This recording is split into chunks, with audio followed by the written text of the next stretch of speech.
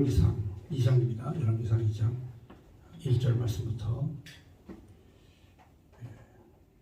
다윗이 솔로몬에게 유언한 내용의 말씀입니다. 두 가지를 유언했는데 첫 번째는 하나님 여호와의 말씀을 잘 지켜 행하라 하는 내용하고, 그 다음에 두 번째로 이 다윗이 세운 유다 왕국의 그 문제가 될 유다 왕국을 위험에 빠뜨릴 그런 사람들, 그런 인물들을 제거해라 하는 내용, 이 두 가지입니다. 그래서 첫째는 하나님과의 관계를 바르게 하고, 두 번째 이 왕국에 있어서 다윗 왕국을 위험에 빠뜨릴 사람들을 제거하라는 그런 유언이었습니다. 솔로몬은 이제 이 유언을 철저히 잘 수행을 하면서 다윗의 왕국이 견고하게 서가는 이제 이런 내용의 말씀이 오늘 열왕기상 2장에 있습니다. 자, 먼저 이 하나님과의 관계에서 형통한 그런 사람, 그 다음에 두 번째로 인간이 누군지, 인간이 어떤 악행을 하는지, 이거에 대해서 정확하게 다윗이 솔로몬에게 가르쳐 주었습니다. 그리고 솔로몬은 이제 그 사람들에 대해서 그 왕권의 권위를 가지고 처단을 하는 거죠. 그러니까 도움이 되는 사람이 있고 도움이 안 되는 사람이 있습니다. 인생도 마찬가지죠. 나라도 마찬가지입니다. 그 사람이 있으므로 이 국가에 도움이 되는 사람이 있고, 그 사람이 있으므로 말미암아 국가에 도움이 안 되는 사람이 있습니다. 철저하게 우리 민족사의 역사를 놓고 봤을 때 그야말로 도움이 됐던 사람이 있고 도움이 안 되는 사람이 있습니다. 그러니까 역적과 매국노가 있고 충신이 있고, 자, 이렇게 인간이라고 하는 것은 한 나라를 위해서 어떻게 사느냐, 이게 매우 중요한 거죠. 또 사람이 태어나서 한 가정을 위해서 어떻게 사느냐, 이것도 매우 중요합니다. 그리고 내가 이 가정을 위해서 정말 도움이 되느냐 안 되느냐, 이것도 매우 중요하죠. 그와 마찬가지로 교회 조직을 위해서 내가 정말 도움이 되는 사람이냐 아니냐, 이것도 한번 생각을 해봐야겠죠. 그리고 이제 국가를 위해서도 국가에서도 내가 도움이 되느냐, 아니면 내가 배국노냐, 내가 정말 역적이냐 아니면 충신이냐, 국가에 대해서도 이렇게 생각을 해볼 필요가 있습니다. 그러니까 사람이 태어나가지고 바른 일을 하는 것이 쉬운 게 아닙니다. 그런데 이 오늘 말씀에 바른 일을 하는 게 뭐냐면 하나님 말씀의 명령에 복종하고 순종하는 거. 자, 이렇게 살면 가장 바르게 사는 겁니다. 그래서 하나님 명령에 복종하고 살아가지고 실패한 사람은 아무도 없어요. 그런데 자기 욕심대로, 자기 욕망대로 살다가 보면 반드시 그 사람은 실패하게 되죠. 그래서 다윗이 솔로몬에게 명령해서 자기 욕망에 걸려서 자기 멋대로 사는 사람에 대해서는 그의 흰머리를 할지라도 그 사람이 순수하게 하나님 나라 가게 하지 말고 바로 죽여서 처단해서 그게 스월로 지옥으로 가게 만들어라 하면서 단호하게 이 다윗이 솔로몬에게 명령을 하죠.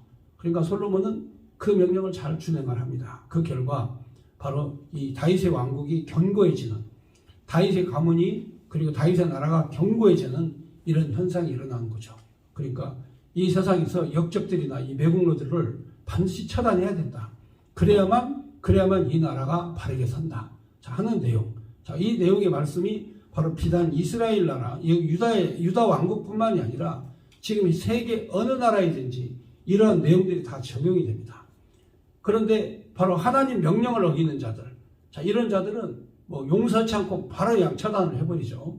자, 오늘 이 열왕기상 2장의 말씀을 통해서 피차의 은혜를 나누고자 합니다. 먼저 말씀 보겠습니다. 2장 1절입니다. 다윗이 죽는 날이 임박함에 그의 아들 솔로몬에게 명령하여 이르되 내가 이제 세상 모든 사람이 가는 길로 가게 되었느니 너는 힘써 대장부가 되고 내 하나님 여호와의 명령을 지켜 그의 길로 행하여 그 법률과 계명과 율례와 증거를 모세의 율법에 기록된 대로 지켜라. 그러면 내가 무엇을 하든지 어디로 가든지 형통할지니라.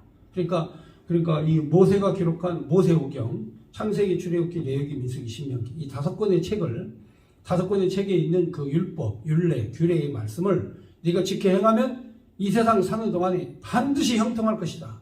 그래서 이스라엘 자손들이 지금 이 세계에 와가지고 0.2%밖에, 전 세계 인구의 0.2%밖에 안 되는 그 조그마한 소수민족이 세계의 모든 경제를 다 장악을 하고 있죠. 그렇습니다. 뭐 로스차일드 가문이나 JP 모건이나 뭐 이런 모든 그런 그 세계의 금융을 바로 이 기축통화를 만든, 이 달러를 만든 이 사람들의 핵심이 바로 세계의 경제를 움직이는 핵심이 바로 이 유대인들입니다. 유다 자손들이죠. 그들이 그렇게 전 세계를 현재 움직일 수 있는, 자, 이런 힘을 어떻게 가졌느냐? 바로 모세의 말씀, 율법의 말씀, 규례와 율법과 율례의 말씀을 지켜 행했고, 다윗이 솔로몬에게 명령했던 내용대로 그대로 행했기 때문에 저들은 지금도 세계에서 가장 유능한 그리고 우수한 그런 민족으로 살아가고 있습니다. 하나님을 경외하면 하나님께서 함께 하신다는 그 증거를 바로 그 유대인들을 통해서 지금 이 세기의 역사 가운데 보여주시는 것입니다.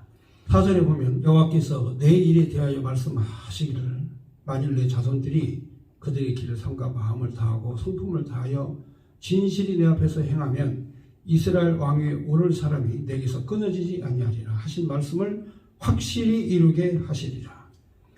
수리아의 아들 요압이 내게 행한 일, 곧 이스라엘 군대 두 사령관 네리의 아들 아브넬과 예델의 아들 아마사에게 행한 일을 내가 알거니와 그가 그들을 죽여 태평시대에 전쟁의 피를 흘리고 전쟁의 피를 자기의 허리띠에 띈 발에 신에 붙였으니 내 지혜로 행하여 그의 백발이 평안히 수월에 들어가지 못하게 하라.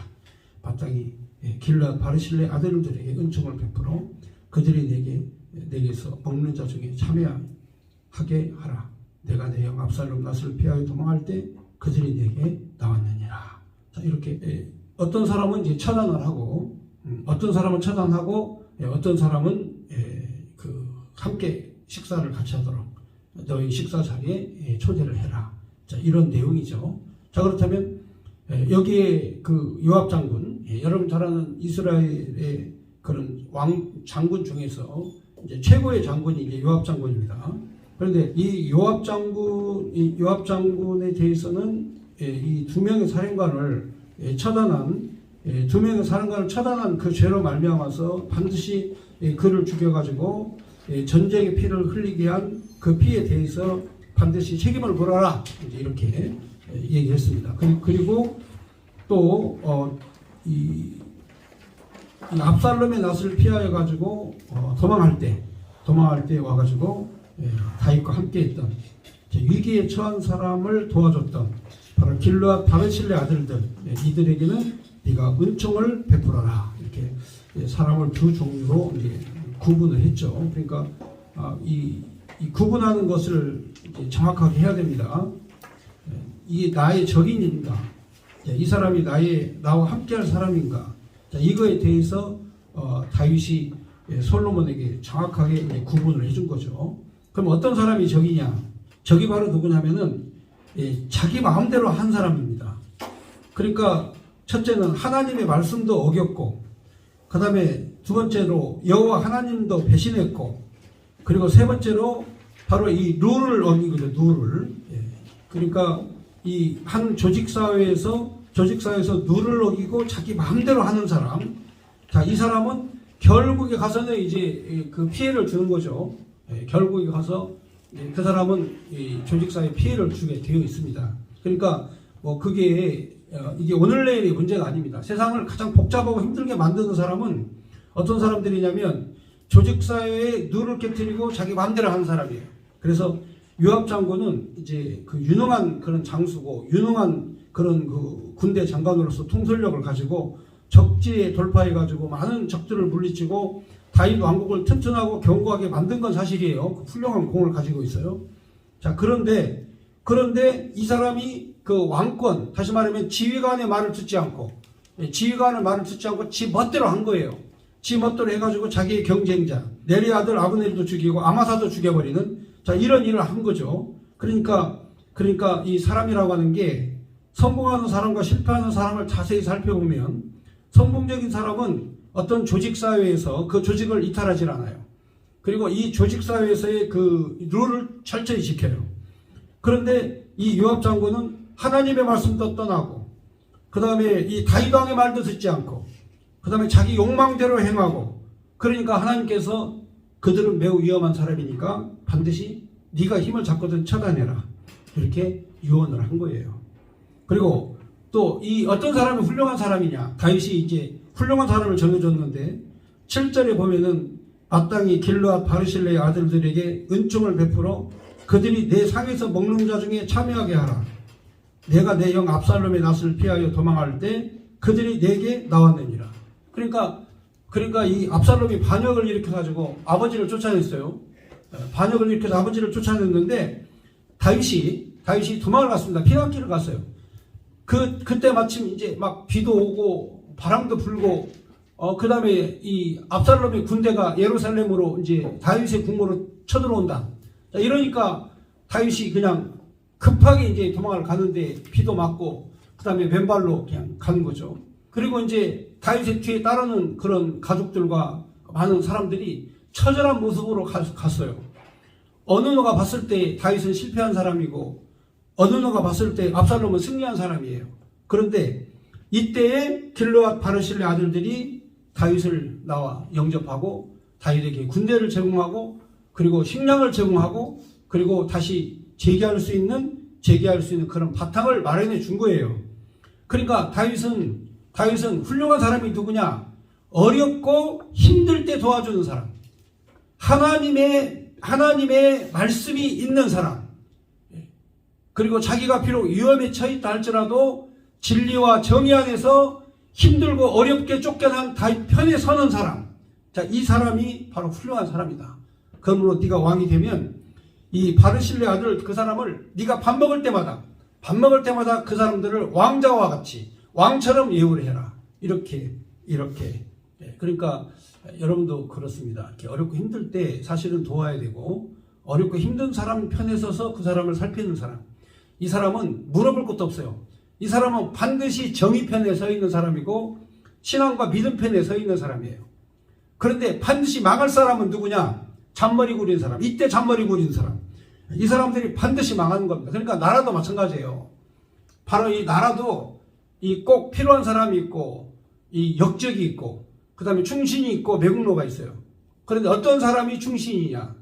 바로 대한민국이 어려움과 위기에 빠졌을 때 민족이 풍전등화와 같은 백척간도에 있을 때 이때 자신의 목숨을 내어놓고 독립을 외치고 자신의 목숨을 내어놓고 이 괴뢰 공산의 이 도당의 총탄에 맞서가지고 이 나라와 민족을 지키겠다고 전선에서 무참히 피 흘린 이런 그 숭고한 그런 애국적 마음을 갖고 있는 희생자들이 있기 때문에 이 나라가 있는 거예요. 그러니까 어떤 조직이든지 희생자가 있을 때, 어떤 조직이든지 헌신하는 사람이 있을 때 사는 거예요. 그러니까 가정도 마찬가지입니다. 가정도 하나의 가정이 꾸며졌다면 내가 이 가정을 위해서 어떻게 헌신할 것인가, 어떻게 희생할 것인가, 이게 매우 중요한 거예요.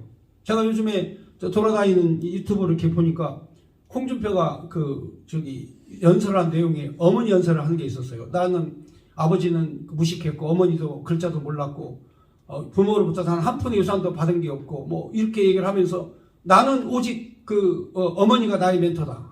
이런 식으로 얘기를 하면서 바로 나는 그렇게 무지랭이로 컸고 가난뱅이로 컸지만 내가 대통령 후보가 됐다. 그러므로 대통령이 되면 가난한 사람을 위해서 정말 없는 사람을 위해서 나는 살겠다. 이제 이런 유튜브가 돌아다니더라고요. 그래서 이거는 어떤 정당을 떠나서 바로 이 부모님에게 배운 게 그 사랑이구나. 그러니까 뭐 이순신 장군도 내 멘토가 아니다. 내 멘토는 나의 어머니다. 근데 어머니가 뭘 했겠어요? 일자무식한 어머니가 뭘 했겠어요? 사랑을 베풀었잖아요. 사랑을. 그렇잖아요? 예. 아무것도 없는 시골집에서 고등학교를 보내고 그 다음에 대학을 보내고 이게 어머니 희생 아니면 가능한 일이겠어요? 그렇잖아요. 그러니까 아버지가 됐든지 어머니가 됐든지 내가 하나의 가족 일원이면 내 가정이 잘 되려면 누군가가 희생한 사람이 있기 때문에 잘 된 거예요. 그런데 가정이 파괴되는 거 있지 않습니까? 집안이 무너지고 가정이 파괴되는 꼴을 볼 때 저는 그 꼴 많이 봤거든요. 반드시 희생하는 사람이 없어요. 자기 목소리만 계속 내세우고 자기 주장만 내세우고 자기 불평만 들어놓고 그러니까 안 되는 거예요. 그런 집은 안 됩니다. 교회도 마찬가지예요. 교회도 잘 되면 누군가가 이 교회가 하나님의 그리스도의 몸이구나. 내가 이 교회를 희생해야 되겠구나. 이렇게 되면 돼요. 목사가 희생하면 그 교회는 반드시 잘 되게 되어 있어요. 또 그 교회 집사가 희생하면, 장로가 희생하면 누군가가 교회를 위해 희생하는 사람 한 명만 있어도 그 교회는 잘 되게 되어 있어요. 다윗이 압살롬이 누굽니까? 다윗의 아들 아니에요. 아들이 아버지를 반역해가지고 쫓아냈는데 그냥 피난길을 갔는데 정치 없이 갈 곳도 없는데 거기 바르실레 아들들이 와가지고 다윗 왕 앞에 엎드려서 식량을 가져오고 그리고 자신들이 끌고 오는 군대를 데리고 오고 그리고 당신과 함께 살고 죽기를 같이 하겠다. 자, 이런 정도의 사람이 있으니까 다윗이 함께 승리를 하는 거죠. 예, 근데 그 사람들이 뭘 보고 했겠어요? 다윗과 함께 하시는 하나님을 봤기 때문에 그런 거예요. 그러니까 아멘. 여러분들도 신앙과 믿음이라는 거는 사람 눈으로 보는 게 아니라 이게 그 함께 하시는 하나님을 보는 그런 눈이 있어야 돼요. 하나님의 역사를 보는 눈이 있어야 되지 그 사람만 자꾸 이렇게 사람만 평가하고 이렇게 사람만 보고 여러분 사람한테 안 딘 사람이 어디 있어요? 안 되어본 사람이 어디 있습니까? 배신 안 당해본 사람이 어디 있어요? 여러분 중에 저기 오늘 이 방송을 함께 듣는 여러분들 사람에게 배신 안 당해본 사람이 어디 있습니까? 그러니까 사람만 보고 인간은 믿을 것이 못돼 인간은 믿을 것이 못돼 그렇게 보지 말고 그 뒤에 역사하시는 하나님을 보는 눈이 있어야 성공하는 거예요. 아멘. 그러니까 사람만 자꾸 봤다가는 그 사람은 항상 실패할 수밖에 없어요. 그래서 다윗이 솔로몬에게 가르쳐준 유명한 이 유언의 말씀 가운데 너 나랑 함께 했던 사람 바르실레 아들들 이들은 나랑 항상 너의 상에서 먹게 해라. 왜? 바로 그 사람들이 가장 어려울 때 가장 힘들 때 함께 했던 사람들이다.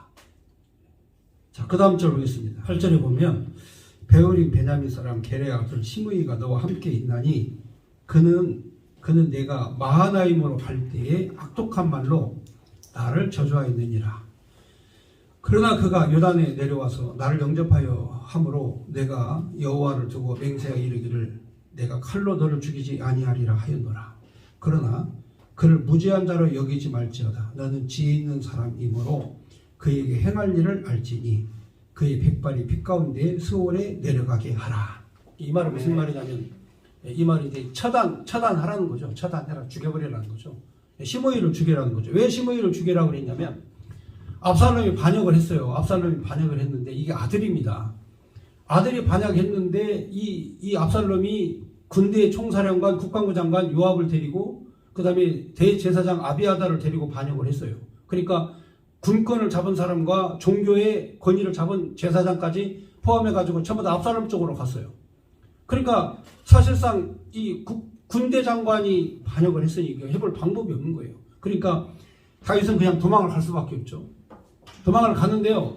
이때 누가 나타나냐면 그렇지 않아도 차량하게 도망을 가고 피난을 가는데 베냐민 지파의 시므이가 나타나가지고 네가 사울왕의 왕권을 차지하고 네가 사울을 배신하여 왕이 되더니 너는 네 아들에게 배신을 당하느냐. 잘됐다 잘됐다 잘 가거라 하면서 막 앞에 막 먼지를 막 앞에 날리면서 막 돌멩이를 막 이렇게 집어 던지면서 막 악담을 하면서 따라가는 거예요. 계속 한 번 하고 끝나는 게 아니에요. 그냥 계속 따라가면서 계속 다윗이 가는 길을 따라가면서 막 먼지도 뿌리고 돌멩이도 던지고 막 악담을 하면서 시므이가 그 짓을 했어요.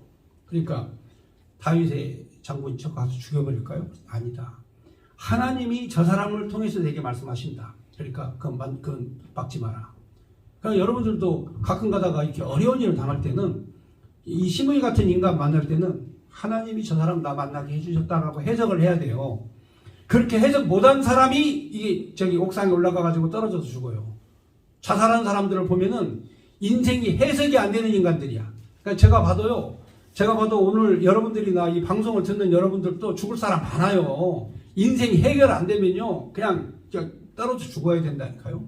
하루에 몇십 명씩 우리나라는 죽어요. 그러니까 이 OECD 국가에서 자살률이 제일 높은 나라가 우리나라야. 근데 왜 그러느냐? 갑자기 부자가 됐는데, 나라가 가난한 나라가 갑자기 부자가 됐는데 행복이 없는 거야. 행복이 없어요. 근데 이 행복을 해석을 못해. 그렇다면 교회라도 그걸 해석을 해줘야 할 거 아닙니까? 교회 목사님이라도 인생 문제를 해결을 해줘야 될 거 아니에요. 그 왜 그러는가 해석을 해줘야죠. 근데 해석을 못 해주니까 문제가 생기는 거라는 거예요. 그러니까 시므이가 그렇게 욕을 하면서 다윗을 따라오면서 저주를 하는데 저거 죽여버릴까요? 아니다. 저런 소리도 들을 줄 알아야 된다. 하면서 시므이를 살려줘요. 자, 그러다가 이제 요압의 이 압살롬이 이제 쫓겨나고 다시 다윗이 왕으로 이제 예루살렘에 귀환을 할 때 이 눈치 빠른 시므이가 이 눈치 저 눈치 살피다가 이거 큰일 났네. 다윗이 다시 왕권을 회복하고 예루살렘으로 들어오는 거예요. 그러니까 시므이는 어쩔 수 없이 야, 내가 여기서 다윗에게 욕을 했다가 나 죽은 목숨이니까 지금은 다윗을 찾아가 가지고 머리를 조아리자 해가지고 나루터에서 머리를 콕 수그리면서 자기 집에 있는 재산 가지고 다 먹을 걸 만들어 가지고 내가 전에는 우리 대왕마마에게 정말 그 잘못을 했습니다. 용서를 해주십시오. 그러니까 다윗이 그래, 그럼 내가 너를 살려주지 하면서 맹세를 해요. 내가 너를 살려주겠다 하면서 맹세를 하고 시므이를 살려줍니다. 그럼 그거는 아마 저 같았으면, 이은재 같았으면 나는 죽었다 깨어도 그놈 안 살려줘. 나한테 내가 쫄딱 망해가지고 피난길을 가는데 도망가는데 따라와가지고 약 올리고 저주하고 이렇게 악담을 퍼붓고 그런 인간을 어떻게 살려줍니까? 그거 못 살려줘요. 난 진짜 못 살려줘요. 근데 다윗은 살려준다니까요. 왜? 그 심령이 그 하나님께 있기 때문에 그래요. 하나님 앞에 심령이 붙잡힌 사람은요, 그거 다 이해할 수 있어요. 그런데 나는 그 잊어버릴 줄 알았는데 다윗이 안 잊어버리고 솔로몬에게 얘기를 해주는 거예요. 시므이 저놈은 속이 새까만 놈이다. 그러니까 한 번 배신한 놈은 틀림없이 뒤에서 너를 또 배신할 수 있다. 기회만 엿보고 있다가 너를 반드시 배신할 수 있는데 나는 하나님 여호와를 두고 맹세해서 나는 저놈을 못 죽이니까 네가 기회가 오면 저놈을 반드시 처단을 해라. 반드시 죽여야 이 나라가 견고하다. 그렇게 여러분, 간신배들은요, 역적들은요, 이것들은 다 죽여버려야 돼. 그래야 이 나라가 되는 거예요. 그렇잖아요? 이 나라가 형통하려면 저런 간신배와 역적들이 있잖아요. 이거는 처단해라 이거죠. 다윗이 왜 그랬겠어요? 다윗의 나라를 견고하게 하기 위해서, 다윗의 나라를 견고하게 만들기 위해서 간신배들은 처단해야 된다. 간신배들은 집으로 돌려보내야 된다. 요즘에 정치인들이 말이죠, 아주 말빨이 세져가지고 가만히 들어보면 재밌어요. 가관이에요. 그런데 내가 봤을 때 제일로 그 감동적인 언어가 바로 뭐냐, 자기의 그런 희생을 통해서 나라를 살리려고 생각하는 게 아니라 자기의 욕망, 자기의 금배지, 자기의 출세, 자기의 무사한 일, 이걸 지키기 위해서 국가를 팔아먹는 이 을사오적들과 같은 이런 역적과 간신배들, 이런 것들은 집으로 돌려보낸대요. 이런 말을 듣고 그냥 속이 얼마나 시원한지 집으로 돌려보낸대요. 그 사람들은 그 정치인들에서 제명시켜버려가지고 집으로 보낸대요. 이게 정치예요. 그러니까 정치라는 것은요, 잘하는 사람에게는 상을 줘서 더 잘하게 하지만 이런 시므이 같은 간신배 있지 않습니까? 기회주의자, 이런 사람들은 차단해라 하고 이 다윗이 자기 아들에게 명령을 내린 거예요. 자, 그 다음 절 보겠습니다. 10절에 보니까 다윗이 그 조상들과 함께 두어 다윗성에 장사되니 다윗이 이스라엘 왕이 된 지 40년이라 헤브론에서 7년 동안 다스렸고 예루살렘에서 30년 동안 다스렸더라. 솔로몬이 그의 아버지 다윗의 왕위에 앉으니 그의 나라가 심히 견고하니라. 핫깃의 아들 아도니아가 솔로몬의 어머니 밧세바에게 나온지라. 밧세바가 이르되 내가 화평한 목적으로 왔느냐 대답하되 화평한 목적이니이다. 또 이르되 내가 말씀드릴 일이 있나이다. 밧세바가 이르되 말하라. 그가 이르되 당신도 아시는 바이거니와 이 왕위는 내 것이었고 온 이스라엘은 다 얼굴을 내게로 향하여 왕으로 삼으려 하였는데 그 왕권이 돌아가 내 아우의 것이 되었음은 여호와께로 말미암음이다. 이제 내가 한 가지 소원을 당신께 구하오니 내 청을 거절하지 마옵소서. 밧세바가 이르되 말하라. 그가 이르되 청하건대 솔로몬 왕에게 말씀하여 그가 수넴 여자 아비삭을 내게 주어 아내를 삼게 하소서.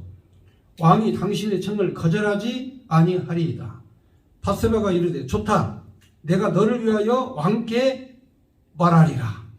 밧세바가 이에 아도니아를 위하여 말하려고 솔로몬 왕에게 이르니 왕이 일어나 영접하여 절한 후에 다시 왕자에 앉고 그의 어머니를 위하여 자리를 베푸니 그가 그의 오른쪽에 앉은지라.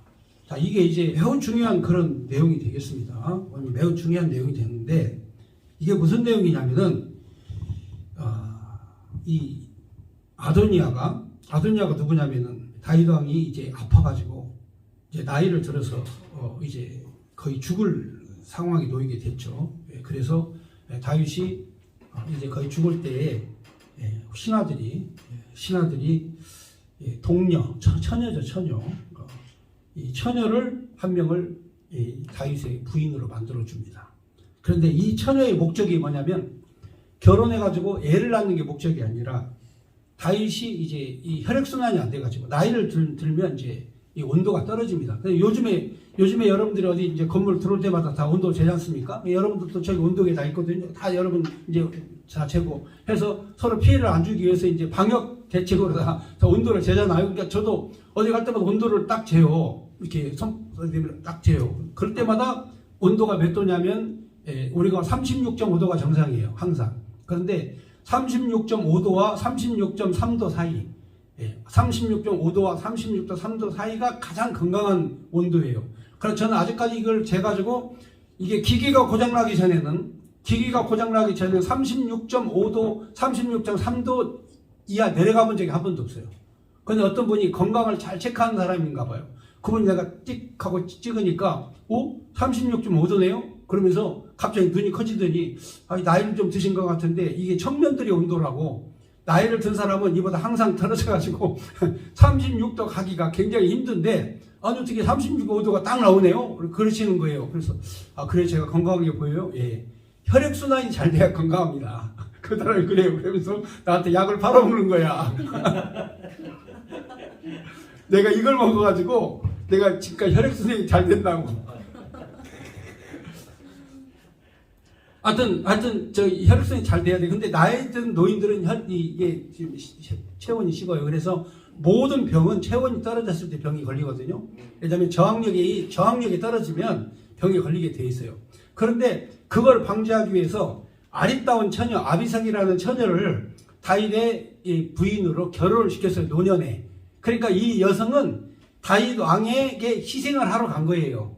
그래가지고 항상 자면서 따뜻하게 다윗 왕을 껴안고 따뜻하게. 옛날 지금 같으면야 전기장판이 있고 온열기가 있고 치료기가 있고 다 있어서 따뜻하게 자지만 그때는 방법이 없잖아요. 그러니까 젊고 피가 뜨거운 젊은 처녀를 다윗 왕에게 결혼을 시켜가지고 그 방에서 동료가 함께 잠을 자도록 만들었다니까요.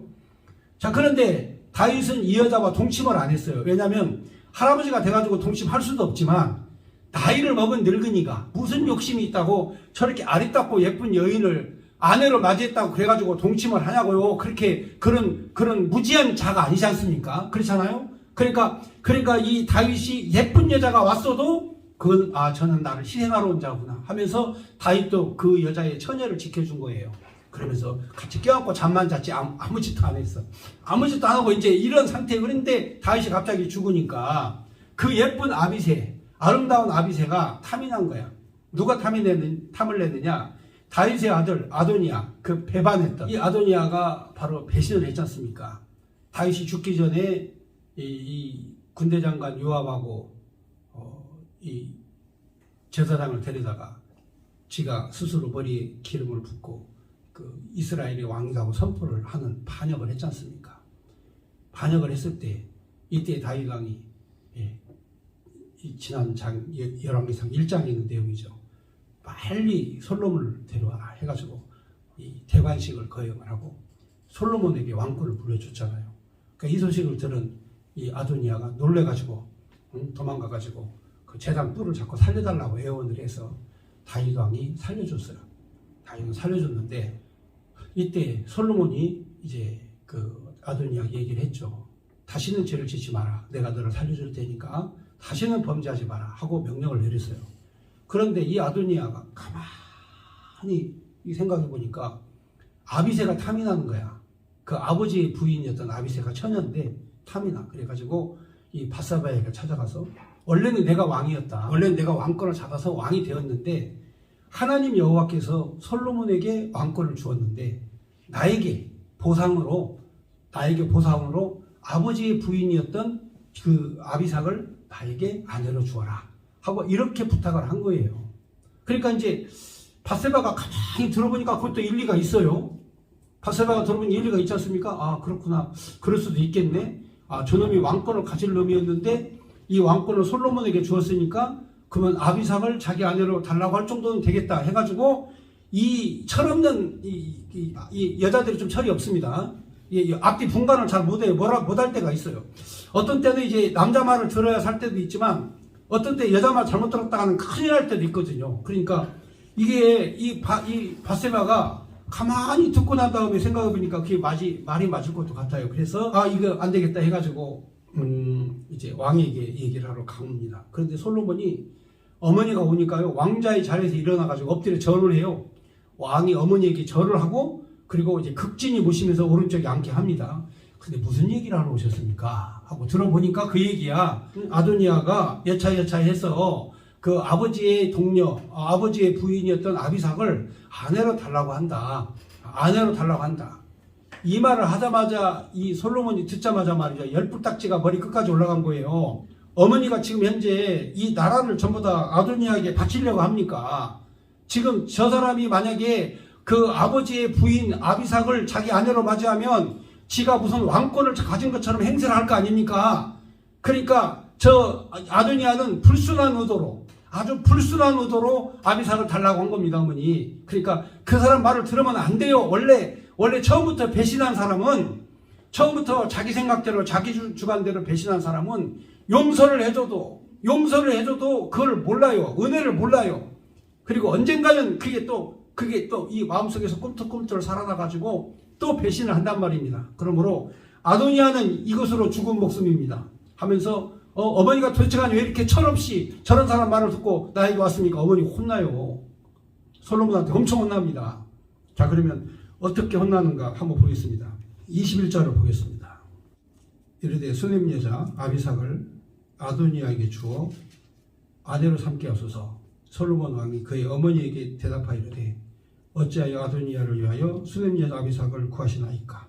그는 나의 형이오니 그를 위하여 왕권도 구하소서.